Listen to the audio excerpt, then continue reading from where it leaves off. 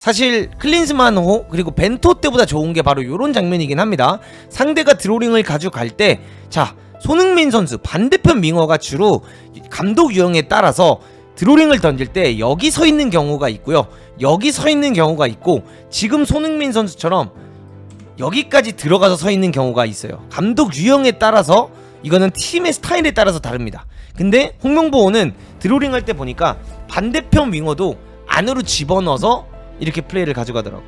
그래서 손흥민이 이렇게까지 안에 들어와서 수비해주는 모습 너무 좋았고, 이 결과 공을 뺏어내면서 여기서 이강인이 탈압박을 성공해내면서 빠져나가는 손흥민에게 기가 막히게 패스를 줍니다. 그리고 나서 여기서 손흥민이 기가 막히게 또다시 접어준 다음에 왼발 슈팅 때리는 장면.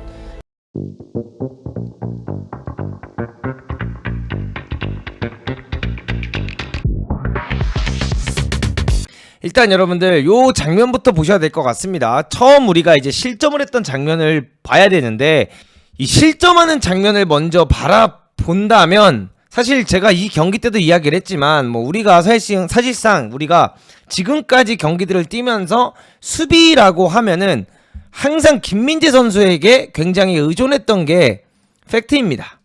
여기 지금 이제 보이시는 김민재 선수. 그래서 김민재 선수의 의존도가 사실상 굉장히 경기 때 높았고, 김민재가 수비를 해줘야 되고 김민재가 패스를 뒤에서 뿌려줘야 되는 역할을 우리가 굉장히 바랬었죠. 제가 이 경기 도중에도 라이브 때 계속 말을 했지만, 김민재가 이날은 수비적인 실수만 있었던 게 아니라 좀 믿기지 않는, 김민재답지 않은 패스미스의 실수도 꽤 많았어요. 근데 선수단 보면은 당연히 실수할 수 있는 거고, 선수단 보면 잘 되는 경기가 있으면 잘 안 되는 경기가 있겠죠. 근데 이게 김민재에게 그런 경기 중 하나였다, 이렇게 보시면 됩니다.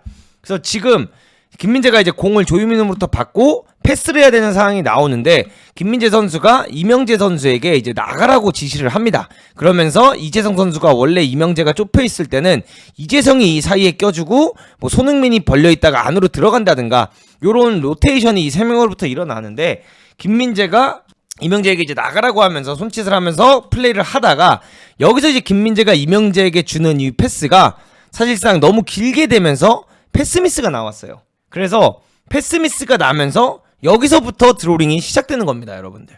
이게 첫 번째 관전 포인트죠.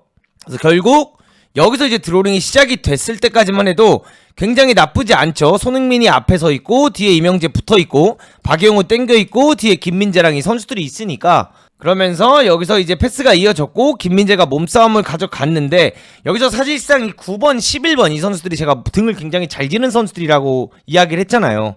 그죠? 그래서 이렇게 등지고 막 싸우고 이러다 보니까 결국에 김민재가 이 볼을 따려다가 따지 못했고요.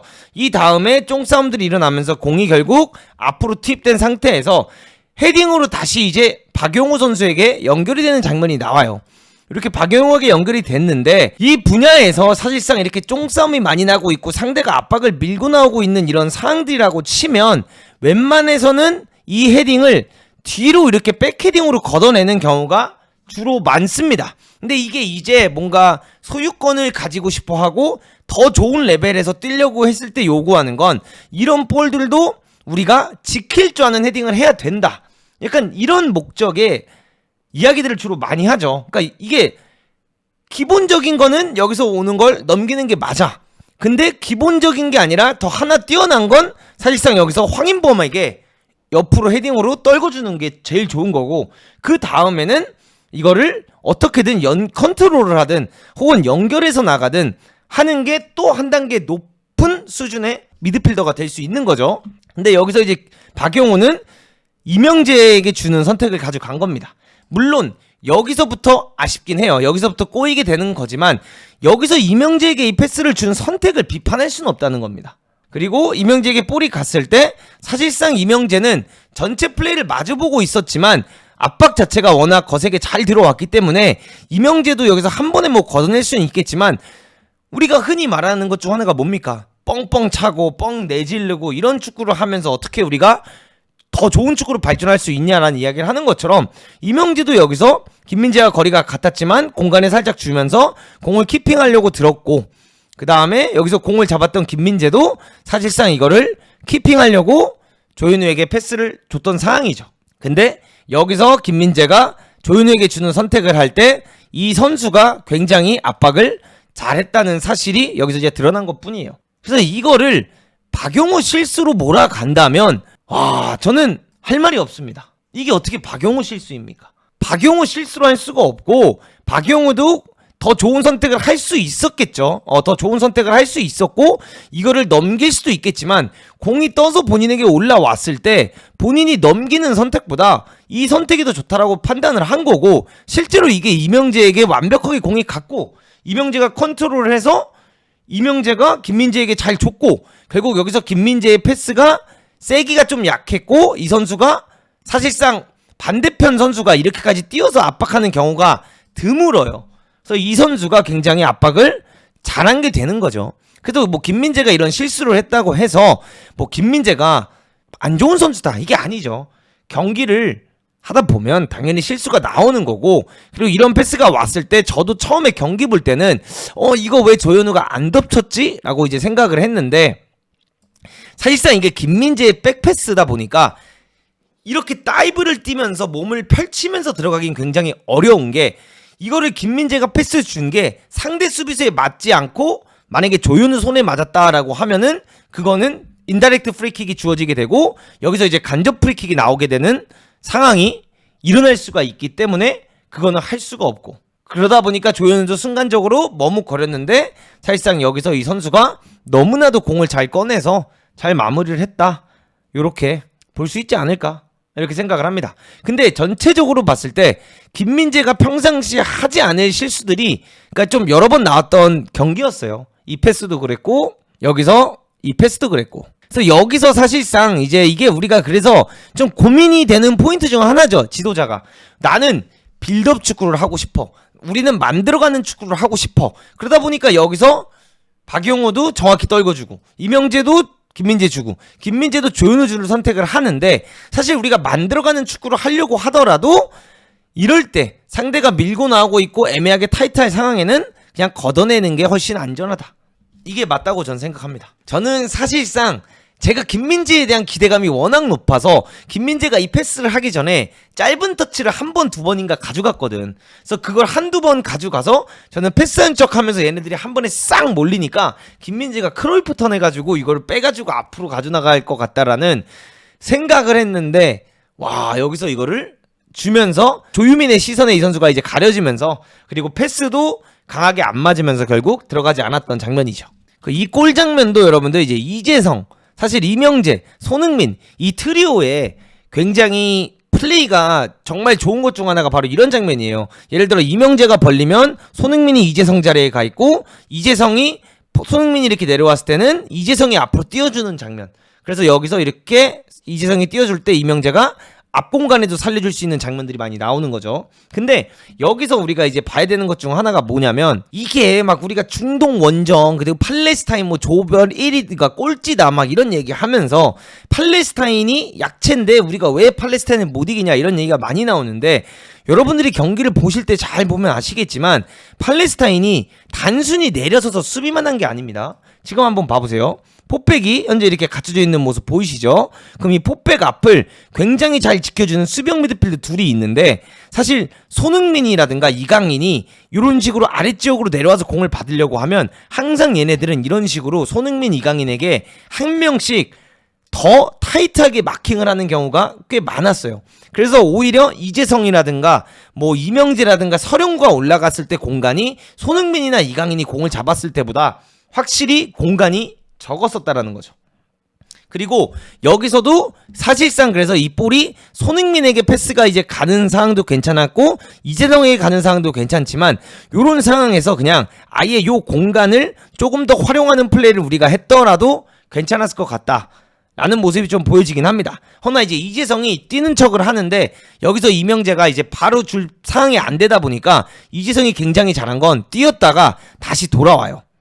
그러면서 이 상황을 딱 손흥민이 보자마자 이거는 3자 연결이 되겠다라고 생각을 해서 손흥민이 하프 스페이스를 파는 장면이 나왔고, 여기서 이명재가 이재성에게 패스를 주면서 이재성이 이제 돌려주는 장면이 나오는데, 이런 모습에 이제 이재성의 움직임을 우리가 칭찬을 안 할 수가 없는 거죠. 기가 막힌 거죠. 이재성의 기가 막힌 움직임. 손흥민에게 패스가 기가 막히게 이 갭 사이로 들어가게 되는데, 이 갭 사이로 들어가게 되는 상황에서도 이 6번인가 이 선수가 손흥민을 끝까지 잡으려고 한다는 모습이 나오죠. 근데 아무래도 이제 이게 박스 안으로 들어가다 보니까 바디 차징을 하기는 되게 어려웠던 거고, 그래서 이 패스가 이제 들어가면서 손흥민에게 통짜가 생겼고, 손흥민에게 통짜가 생겼을 때 골키퍼도 사실 되게 잘했습니다. 니어포스트 각을 아예 안 줬어요. 아예 니어포스트 각을 안 줘서 여기서 손흥민이 니어포스트로 때릴 수 있는 각도 없었고, 진짜 요 구탱이밖에 없었는데 이거를 굉장히 잘 가져가는 모습이 보여졌고, 여기서 이제 환상적인 득점이 나왔죠. 그리고 우리가 이제 알아야 되는 것 중 하나가 뭐냐면 오세훈 효과가 바로 이런 겁니다. 우리가 오세훈을 데리고 있으면서 가지고 갈 수 있는 이점이, 이렇게 오세훈이라는 선수에게 많은 선수들이 묶이다 보니까 사실 우리가 조금만 더 세밀해지고 조금만 더 좋은 플레이들이 많이 나온다면 요런 공간들을 우리가 잘 공략할 수 있는 방법들을 연구만 한다면 확실히 더 좋은 플레이들이 많이 나올 수 있다라는 거죠. 그래서 이제 기가 막힌 득점이 나왔던 장면, 요 장면으로 보시면 아시겠지만 전 좀 신기하긴 합니다. 팔레스타인 선수들이 생각보다 잘해요. 이 골키퍼도 이 니어포스트 각을 완전히 잡아놨어요. 이게 여러분들 우리가 막 파리 경기도 그렇고 막 이런 경기들도 그렇고 토트넘 경기도 그렇고 우리가 해외 축구를 많이 보다 보면 알겠지만, 음바페라든가 이런 선수들이 이런 자리에서 공을 잡았을 때 파포스트로 차는 척하면서 요 니어포스트의 이 공간에다가 정확하게 집어넣는 경우도 꽤 많이 있는데, 이 팔레스타인 골키퍼가 이 니어포스트 각도 진짜 기가 막히게 잡았더라고요, 이 상황 때. 근데 이거는 진짜 골키퍼도 잘했는데 그냥 손흥민이 한 수 위였다. 진짜 손흥민이 이거는 기가 막히게 넣었다, 이거를 말할 수 있을 것 같습니다. 그리고 이제 그 다음 장면을 한번 보시면 아시겠지만, 이게 아마 이강인 선수가 이제 턴오버가 되고 나서 돌아와서 공을 뺏었는데 재수없게 세컨볼 싸움에서 지면서 이제 이 선수가 밀고 나오는 장면이 나오는 장면일 거예요. 그래서 이 선수가 이렇게 밀고 나오면서 패스가 연결됐고 치고 나오는 상황이 됩니다. 그러면서 이제 김민재 선수가 맨 뒤에 이제 서 있는 모습을 우리가 볼 수가 있죠. 그리고 패스가 이제 사이드로 이렇게 연결이 되는 장면이 나오는데, 이런 거를 보시면 알 것 같아요. 김민재는 본인이 최후방에 있는 선수다 보니까 내가 이제 최후방에 있으니까 나는 앞으로 밀고 나가면서 수비를 해야지 라는 장면이고, 박용우라든가 이제 이런 선수들은 백코스를 띄워주다 보니까 수비가 엇갈리는 상황이죠. 자, 김민재는 자리를 잡고 있고 패스가 넘어갈 때 이명재랑 같이 나가려고 하는 상황이면 박용우나 이런 선수들은 이제 내려오고 있는 상황이에요. 그래서 여기서 이제 김민재가 어떤 선택을 하냐면, 우리 라인 올리자 하고 보이시죠? 지금 김민재가 라인을 올려버립니다. 근데 박용우 선수인 것 같아요. 제 기억에는 박용우는 아직 이 라인을 못 올린 거죠. 근데 이게 어떻게 보면 그냥 힘이 교차예요. 저 선수는 어떻게든 수비를 하려고 최대한 빠르게 내려오고 있는 상황이었고, 김민재는 내려와 있는 상황에서 다 보다가 라인을 올리자는 선택을 한 거죠. 근데 요런 게 또 어떤 부분이냐면, 김민재가 아무래도 미넨 라인 높여서 하는 축구, 나폴리 이런 정말 라인을 굉장히 높게 쓰면서 앞으로 전투적으로 하면서 오프사이드를 유지하면서 하는 팀들에서만 뛰다 보니까 이제 김민재도 요런 상황 때 아무래도 이런 걸 라인을 빠르게 올리는 이런 순간적으로 그런 미넨, 나폴리처럼 하는 게 이제 몸에 밴 거야. 근데 아직 다른 선수들은 그게 몸에 안 뱄을 수도 있거든. 왜냐? 일단 우리가 단순히 이야기를 하자면 중동 팀들, K리그 팀들은 라인을 그렇게까지 높게 서서 수비하는 팀이 거의 없습니다. 그러니까 이런 거는 진짜 시간이 필요하고 이런 것들은 훈련 시간으로 맞춰야 되는데, 각자 소속팀이 다 다르다 보니까 이런 부분들은 어쩔 수 없는 부분 중 하나이고, 이런 거는 커뮤니케이션으로 더 선수들끼리 진짜 맞춰 나가야 되는 부분인 것 같아요. 그리고 여기서 이제 이 7번 선수의 크로스가 사실 말도 안 됐죠. 미친 크로스 나오는 거 조유민이 그래도 잘 커버해주면서 득점이 이어지지 않았던 장면인데, 여기서 이 7번이 올린 크로스의 재질이나 이런 것만 봐도 여러분들 아실 수 있고, 이 크로스가 올라올 때 21번, 9번, 11번이 뛰어들어오는 속도라든가 이들이 뛰어들어오는 것만 봐도 이 공격진의 퀄리티가 절대 없지 않았다라는 것도 아셨으면 좋겠습니다. 팔레스타인이 랭킹도 낮은 거 맞고 우리나라 조 그룹에서도 꼴찌인 것도 맞는데, 반대로 팔레스타인도 3차 예선까지 못 올라오던 팀이 지난 대회 때는 아시안컵에서도 좋은 활약을 했고 이번에는 3차 예선까지 올라온 걸 보면 여러분들, 이 팀도 물론 피파 랭킹이 낮고 이런 게 낮지만 자기네들 현재 축구 흐름상은, 팔레스타인 축구 흐름상은 굉장히 좋다라는 거죠. 그러니까 잘해줬다는 팀이 맞습니다, 여러분들. 자, 그래서 이렇게 크로스가 올라오면서 아쉽게 마무리가 안 됐던 장면이죠. 팔레스타인 입장에서는. 요 장면은 황인범이 이제 길게 손흥민을 보고 킥을 붙여주는 장면이 나왔고, 손흥민이 이제 가슴 컨트롤 이후에 앞으로 쭉 밀고 들어가서 슈팅을 하려고 안으로 들어갔는데, 지금만 보셔도 아시겠죠. 이 선수들이 얼마나 대비가 잘 돼 있는지 보세요. 정말 빠른 킥으로 손흥민에게 이어졌고, 이렇게 이어졌을 때는 오세훈 한 명과 손흥민밖에 없습니다. 그리고 나머지는 수비수 3명이 있는데, 손흥민이 공을 가지고 끌고 들어가는 이 상황에서 손흥민이 안으로 들어와서 슈팅이 강하다는 걸 너무나도 잘 파악하니까 이거 보세요. 버리고 나오잖아요. 손흥민의 ZD가 그냥 죽이는 겁니다. 그러다 보니까 손흥민도 슈팅을 할 수 없었고, 손흥민도 이거 뛰어들어오는 황인범에게 패스를 줬는데, 지금 팔레스타인 선수들 내려와 있는 거 보세요. 가운데 지역에. 그러니까 이 선수들이 잘했어요, 여러분들. 그러니까 우리가 뭐 골 찬스를 못 넣은 것도 있고, 우리의 플레이가 뭐 조금 더 세밀하면 당연히 좋겠지만, 팔레스타인이 진짜 열정적으로 뛰었고, 이 팔레스타인 선수들이 공격이면 공격, 수비면 수비, 간격이면 간격, 그 다음에 우리 스타 플레이어들을 대응하는 방법, 이런 게 진짜 좋았던 경기입니다. 그러면 우리는 조금 아쉬웠고, 상대는 잘하면, 그리고 우리가 이렇게 어처구니 없는 아쉬운 실수를 통해서 골을 먹으면 경기는 이기기가 너무 어렵죠. 자, 여기 황인범이 이번에도 공을 잡고 나가는 이명재에게 이제 패스를 주는 장면이 나오죠. 그러니까 손흥민이 황인범에게 주고 안으로 이제 들어가는 장면이 나왔고, 오세훈이 여기 현재 사이드에 나와 있는 장면이고, 손흥민 들어가니까 이재성이 벌려서 하프 스페이스 파주는 거 보이시죠? 여러분들 3자 이 3명의 콤비네이션이 굉장히 잘 이루어지고 있다는 게 보이고, 손흥민이 가운데 있을 때 현재 팔레스타인의 인원 보세요. 포백 갖춰놓은 상태에서 6번이 완전히 따라가주면서 3명이 묶여있죠. 그러면서 이명재가 나가는 장면에서 오세훈의 움직임도 솔직히 여기서 기가 막혔고, 그 다음에 여기서 손흥민도 오세훈이 나오는 자리로 엑스체인지 되면서 치고 나가는 움직임이 굉장히 좋았습니다. 그러면서 이명재가 기가 막힌 크로스를 올렸고, 사실상 여기서 이제 오세훈이 이거를 평상시 오세훈이라면 넣었을 텐데, 이제 오세훈이 이거를 정확히 맞췄음에도 불구하고 이거를 좀 날리는 헤딩이 됐어요. 그래서 여기서 지금 이재성 선수의 모습을 보시면 아시겠지만,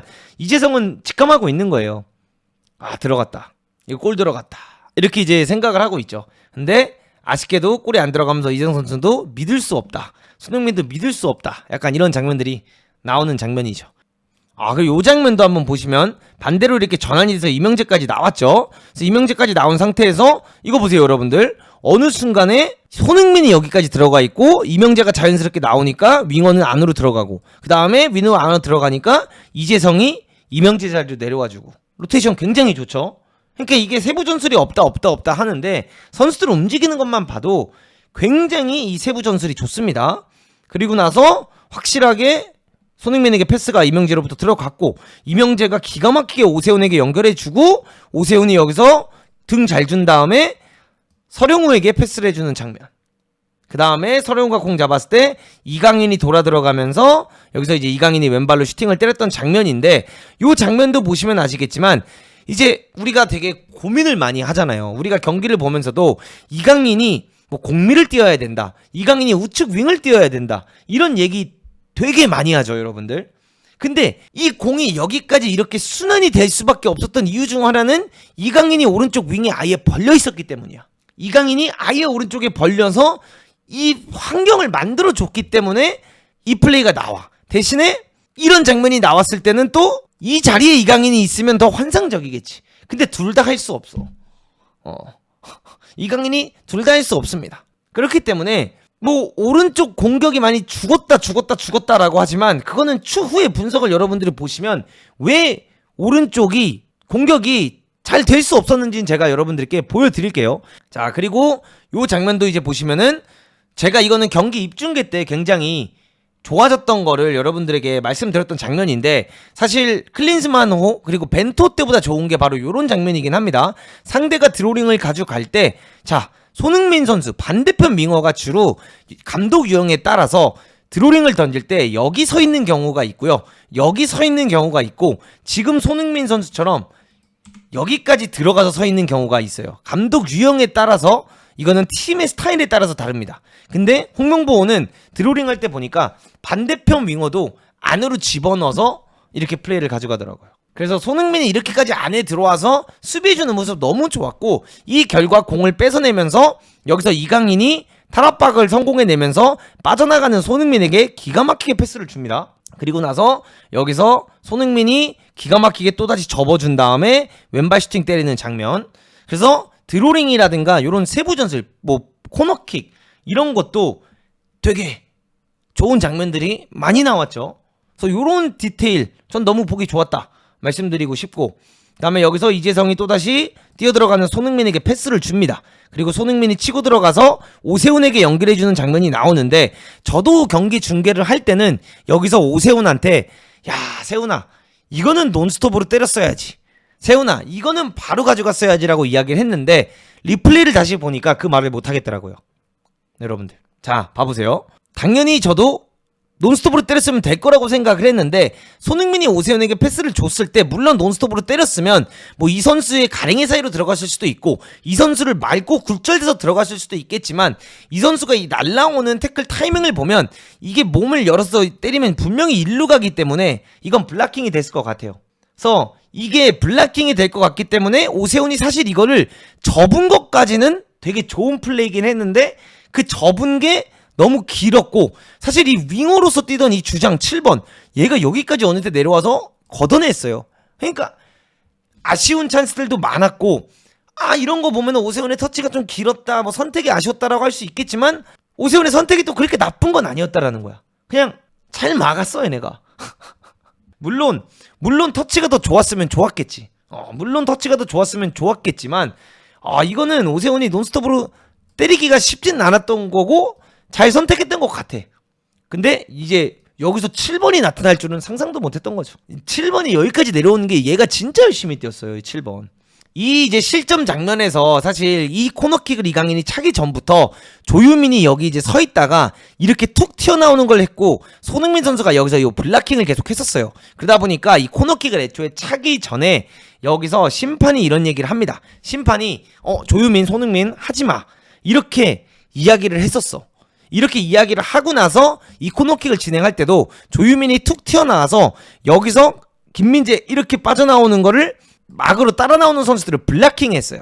그 다음에 손흥민도 블락킹을 했어요. 그러다 보니까 심판은 거기만 보고 있었고 바로 김민재가 헤딩하는 거와 상관없이 파울을 불었던 거죠. 그러면서 여기서 그 상황과 똑같이 보시면 아시겠지만 손으로 지적하는 걸 보면은 제가 봤을 때는 손흥민보다는 조유민 쪽을 이야기한 것 같아요. 조유민이 블락킹하러 나오는 게 잘못됐다. 요거를 말을 하는 겁니다. 그리고 반대로 이제 얘네가 이제 코너킥 올렸을 때는 이거 조금 아쉽긴 합니다, 여러분들. 요거는 아쉬운 부분 제가 분석을 해드리면, 현재 우리나라가 세트피스를 할 때 존마킹을 하거든요. 여기 지금 보시면은 이 선수들의 그 화질 때문에 정확히 보이진 않는데 앞에 한 명 서 있고 뒤에 3명이 이렇게 서 있습니다, 여러분들. 크로스가 올라올 때 사실 요 존마킹 하는 선수 한 명과 요 앞에 이제 이명재인가 누군가 정확히는 안 보이는데 지금 상대도 2명이 있잖아요. 그럼 요렇게 크로스가 올라오는 상황에서는 이런 게 확실해야 돼. 존마킹 하는 선수는 존을 막아야 되고, 이 선수는 맨마킹을 하는 거면 맨을 막아야 돼. 요런 게 되게 아쉬웠어요. 그래서 비록 운이 좋게 오프사이드가 되긴 했고 조현우의 이제 환상적인 세이브가 나오긴 했지만, 우리가 이제 존마킹을 하고 맨마킹 섞어서 하는 경우에는 사실 여기 떨어지는 거는 이 존에게 맡겨야 되고, 이 뒤에 떨어지는 거를 맨마킹이 끝까지 따라가 주는 게 좋다. 요거를 확실하게 더 잡을 필요는 있을 것 같다. 왜냐, 우리가 정말 더 강한 상대, 더 강한 무대에 나가게 되면 사실 이 세트피스는 더 절묘할 거고, 그 다음에 크로스의 질이라든가 헤딩 능력이라든가 몸싸움 능력은 더 뛰어날 것이기 때문에 요런 세트 플레이는 확실하게 더 정리정돈을 할 필요가 있을 것 같다. 요거를 말씀드리고 싶습니다. 그리고 요 장면, 손흥민이 이제 치고 들어가는 장면 보시면 아시겠지만 여러분들, 그러니까 이게 진짜 쉬운 경기가 아니었어요. 이거 보세요. 손흥민이 치고 들어갈 때, 와, 얘네 전속력으로 내려오는 거 봐봐. 윙어랑 수비형 미드필더가 전속력으로 내려오면서 심지어 7번이 이거 커버해주고 있잖아. 이렇게 4명 따라오고 있고, 심지어 여기서 이재성이랑 기가 막히게 이델 패스로 요 4명 5명을 뚫고 들어갔어. 근데 아쉽게도 터치가 길면서 공이 아웃됐던 장면. 그리고 여기서도 공이 반대로 전환됐을 때 손흥민 선수가 이제 1대1을 가져가려고 하는데, 여기 지금 보시면 아시겠지만 7번 선수가 여기까지 와 있고요. 9번 선수가 또 이렇게 내려오면서 손흥민이 이렇게 안으로 접고 들어왔을 때, 안으로 접고 들어왔을 때 각을 막으려고 9번이 오고 있는 거예요. 그러다 보니까 손흥민도 슈팅을 더 감아넣기가 어려운 거고. 그러니까 되게 뚫기 어려웠던 장면들이 많았습니다. 그래서 이강인이 이제 공을 잡았고 서령우가 이번에 하프 스페이스를 파줍니다. 그러다 보니까 상대들이 끌려 들어가게 됐고, 이 끌려 들어가게 됐을 때 이강인이 이제 크로스로 올리는 장면인데, 이 장면만 봐도 여러분들 아시겠지만 서령우에게 끌려 들어갔어 한 명이. 근데 여기 아직 한 명 나와 있어. 여기 얘 있어. 그러니까 이강인이 여기서 많은 플레이를 하기가 되게 어려운 상황들이 많아요. 이강인도 그렇고 손흥민도 그렇고 그냥 집중 견제를 엄청 당해요. 그래서 여기서 반대로 이강인을 적극적으로 더 활용할 수 있는 건 이런 이강인의 정말 질 높은 크로스죠. 그리고 오세훈이 기가 막히게 떨궈줬고, 이재성의 이선 침투, 황인범의 이선 침투가 나오면서 아쉽게 이제 수비 발 맞고 골대가 맞았던 장면. 이런 게 이제 아쉬웠던 장면이죠. 요런 게 이제 들어가줬었다라면 굉장히 이제 이강인도 살았고 오세훈도 살았고 미드필더 두 명이 뛰어들어오면서 이선 침투해주는 것도 너무 좋았고 풀백의 언더래핑도 좋았고, 이게 진짜 좋은 장면이에요. 이런 장면이. 그러니까 이게 확실합니다. 이강인이 공 잡았을 때와 그 다음에 손흥민이 공 잡았을 때 선수들의 세부적인 움직임이 진짜 확실해요. 이것도 이강인이 서령우 주고 서령우가 조금 더 황인범에게 패스를 주면서 이선 침투 가져가는 장면이죠. 그래서 뭐 전반전에 비해 후반전의 경기력이 답답했다. 저도 그거 부정하지 않습니다. 허나 전반 초반의 경기력은 굉장히 나쁘지 않았고, 전반 초반에 홍명보 감독이 오른쪽에 변화를 좀 가져왔어요. 전반전에는 이강인이 안에 들어가서 좀 많이 뛰었거든요. 이강인이 계속해서 안에 들어가가지고 약간 공격형 미드필더 위치에 들어가서 많이 뛰었어. 그러다 보니까 공이 들어갈 수가 없는 거야. 그리고 오히려 서령우가 더 많이 벌려나갔어요, 전반전에는. 근데 후반전에는 홍명보 감독이 지시를 한 건지 뭔지 모르겠지만 이강인이 사이드로 나오고 서령우가 조금 더 안쪽을 파면서 황인범이 내려가서 공을 잡기도 했지만 오히려 황인범이 이 하프 스페이스를 뛰어들어가주는 장면들이 더 많이 나왔어요. 그러다 보니까 조금 더 풀리는 장면이 나오긴 나왔지만 그래도 여전히 답답할 수밖에 없었던 게 상대가 이강인만 공을 잡으면 미친듯이 따라 나옵니다. 그리고 여기서 황인범이 얼리 크로스를 잘 올렸고 오세훈이 잘 뛰어들어와서 이것도 발로 잘 건드렸는데 이거 슈퍼 세이브 나왔고 골키퍼. 그리고 여기서 또다시 손흥민 1대1 가져가는 장면 나오죠. 기가 막힌데 이거 보세요. 7번이 여기까지 따라 내려오죠. 그 다음에 6번 항상 이 빵꾸 날 수 있는 손흥민이 치고 들어가게 되면 막아야 되는 거, 손흥민이 안으로 들어오면 막아야 되는 거. 제가 UFC 파이터 TKO라고 말했잖아요. 6번. 이 6번의 활동량이 미쳤었어요. 이날 경기 때 7번이랑. 그래서 이거 커버를 다 해줍니다. 그러니까 결국 손흥민이 사이드로 길게 치고 들어갔을 때 완벽하게 더 정확한 크로스를 올리기가 굉장히 애매했고, 여기서 이제 볼이 떨어졌을 때 서령우가 접은 다음에 크로스 올리는데 또다시 커트되는 장면. 진짜 수비를 잘했습니다, 상대도. 그리고 이강인을 살려주는 홍명보 감독의 딸랑딸랑 세 번째 코너킥이었죠. 손흥민이 패스 주고 여기서 리턴 패스 주고, 그 다음에 원래 대부분 여기서 대한민국 선수가 이렇게 서 있으면 안 되고 6번이 서 있으면 그 뒤에 서서 골대를 바라보고 있어야 되는데, 이게 진짜 자세히 보면 준비를 진짜 잘해왔어요. 황인범이 여기 있다가 이렇게 뛰어나와서 오히려 여기 있는 선수한테 공을 받으러 가라고 시키면서 6번의 시선을 끌고 본인이 이렇게 나오면서 6번의 길을 블락킹해주는 장면 나옵니다. 그리고 이강인이 파포스트에 서 있고 본인들이 맨투맨 하나씩 물면서 들어가주면 이강인이 싹 뒤로 나오는 플레이. 그러면 손흥민의 정말 기가 막혔던 패스. 좋은 플레이죠. 그래서 여기서 이강인도 완벽한 골 찬스가 생겼었고, 이거 다 준비된 거잖아요.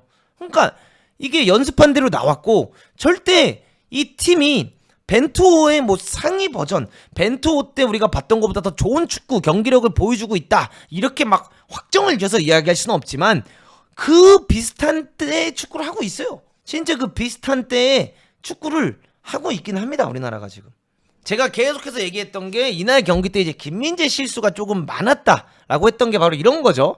여기서 이제 킥이 나왔을 때 사실 요것도 김민재 선수가 그냥 사이드로 걷어내는 게 정석이야. 그러니까 여러분들 우리가 말하는 그 정석, 아까 박용우가 뒤로 넘겼어야 했다라고 말하는 그 정석처럼 이것도 사이드로 걷어야 정석이에요. 근데 여기서 김민재도 뭡니까? 비넨에서 뛰다 왔고, 김민재도 어떻게 보면 축구를 할 때 더 좋은 팀에서 뛰려면 뭐 해야 됩니까? 요런 헤딩을 정확하게 헤딩으로 떨궈줘야 돼. 그래서 여기서 딱 때려주는 헤딩이 나왔고 이게 아쉽게도 미스가 나면서 공격을 당했던 장면이에요. 그리고 여기서 2대1 패스로 9번, 11번 등 기가 막히게 지죠. 우리나라 현재 여기 4백 이렇게 있는 상태예요. 4백까지 있는데도 이거 등으로 거머쥐고 안으로 들어와서 둘이서 2대1 패스 받으면서 여기서 김민재까지 벗겨내면서 이 플레이를 막아내고 여기서 슈팅까지 가져가는 장면. 얘네 진짜 공격력이 없는 팀이 절대 아닙니다, 여러분들.